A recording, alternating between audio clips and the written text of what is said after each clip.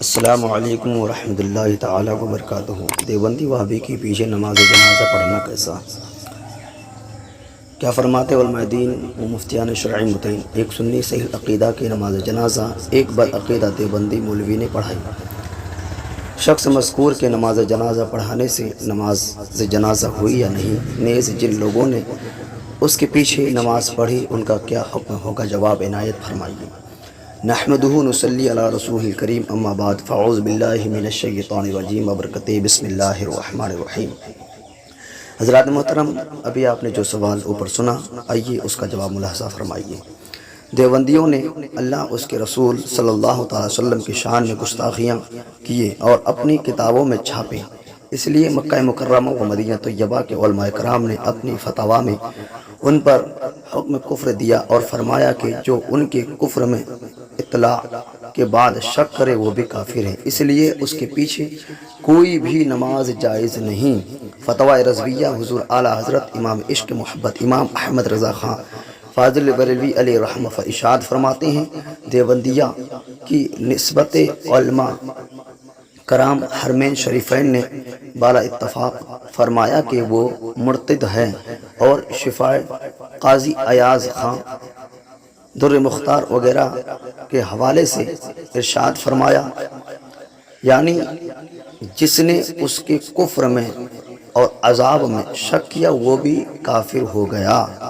یعنی کہ دیوبندی وہابی یعنی کہ باطل عقائد کے مذہب جتنے بھی ہیں ان کے کفر پر جو بھی شک کیا وہ بھی کافر ہیں، وہ انہی میں سے ہیں۔ جو ان کی اقوال پر مطلع ہو کر ان کے کفر میں شک کرے وہ بھی کافر، اور ان کی حالت کفر و ضلال اور ان کے کفری و ملعون اقوال ازبام ہو گئے۔ ہر شخص کی نزا جنگلی نہ ہو ان کی حالت سے آگاہ ہے، پھر انہیں عالم دین جانے ضرور متعین ہے، اور ان کے پیچھے نماز باطل و محض۔ فتویٰ رضویہ جلد نمبر 6 صفحہ نمبر 621 مجموعہ رضائے فنڈوسن میں ارشاد فرمایا، لہذا صورت مستفرہ میں نماز جنازہ نہیں ہوئی، کیونکہ نماز صحیح ہونے کے لیے امام کا مسلمان ہونا شرط ہے، اور دیوبندی وہابی توہین خدا اور رسول اللہ صلی اللہ علیہ وسلم اور ضروریات دین سے انکار کے بعد اسلام سے خارج ہیں، اور وہ ہرگز مسلمان نہیں۔ فتویٰ رضویہ میں بھی ہے، وہابی کی نماز نہ کسی کے پیچھے ہو سکتی ہے، نہ خود تنہا، نہ اس کے پیچھے، نہ کسی کی ہو سکتی ہے، اگرچہ ان کا مذہب ہو کہ صحت نماز کے لیے پہلی شرط اسلام ہے۔ وہابیہ توہین خدا و رسول خدا کے سبب اسلام سے خارج ہیں۔ فتویٰ رضویہ جلد نمبر 6 صفحہ نمبر 623 مجموعہ رضا فاؤنڈیشن میں اعلیٰ حضرت ارشاد فرماتے ہیں کہ اس لیے جن لوگوں نے ان کو اپنا امام و مقتدی مانتے اور مسلمان جانتے ہوئے اس کے پیچھے نماز جنازہ پڑھی، ان پر تجدید ایمان بیوی والا ہو تو تجدید نکاح لازم و ضروری ہے۔ حضور تاج الشریعہ علیہ الرحمہ اپنے فتویٰ تاج الشریعہ میں ارشاد فرماتے ہیں، اور اگر دیوبندی کو مقتدا یا مسلمان جانا یا ان کے کسی کفر سے راضی ہوا تو وہ اسی کی طرح کافر ہے۔ اس صورت میں توبہ و تجدید ایمان ان پر فرض ہے، اور بیوی رختہ ہو تو تجدید نکاح بھی کریں۔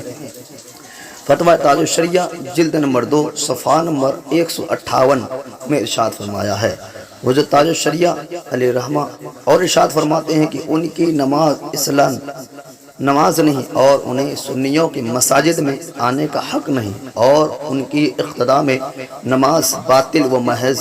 انہیں دانشتہ امام بنانا یا امام ماننا یا رکھنا ناجائز و حرام ہے، نہ کسی کی نماز نہیں ہوگی۔ فتویٰ تاج الشریعہ جلد نمبر 2 صفحہ نمبر 294 میں ارشاد فرمایا، ہاں اگر اس دیوبندی امام کو مقتدا و مسلمان نہ جانا بلکہ ان کو مرتد جانتے ہوئے کسی وجہ سے ان کے پیچھے کھڑے ہو گئے تو اسلام سے خارج نہ ہوئے، مگر سخت گنہگار ضرور ہوئے، ان پر توبہ لازم۔